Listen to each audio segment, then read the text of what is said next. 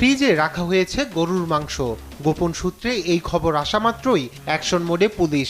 Bulldozer দিয়ে ভেঙে গুড়িয়ে দেওয়া হলো বাড়ি, তাও আবার একটি নয়, পরপর 11টি বাড়ি। ঘটনাটি ঘটেছে ভারতের মধ্যপ্রদেশের মান্দলায়। জানা গেছে ভেঙে দেওয়া বাড়িগুলো সরকারি জমির উপর তৈরি ছিল, এজন্যই সরকারি নির্দেশে পুলিশ গিয়ে বাড়িগুলো গুড়িয়ে দেয়। ঘর থেকে উদ্ধার করা হয় গরুর চামড়া ও হাড়গোড়। স্থানীয় সরকারি পশু চিকিৎসক নিশ্চিত করেছেন যে উদ্ধারকৃত মাংস গরুর। আরও নিশ্চিত হওয়ার জন্য হায়দ্রাবাদে দ্বিতীয়বার ডিএনএ পরীক্ষার জন্য নমুনা পাঠানো হয়েছে।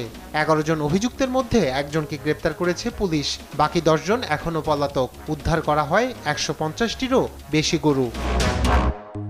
রাজ্যে বেআইনি গরুর মাংসের বিক্রি রুখতেই কঠোর পদক্ষেপ সরকারের। মধ্যপ্রদেশে মাছ, মাংস, ডিম বিক্রি নিষিদ্ধ।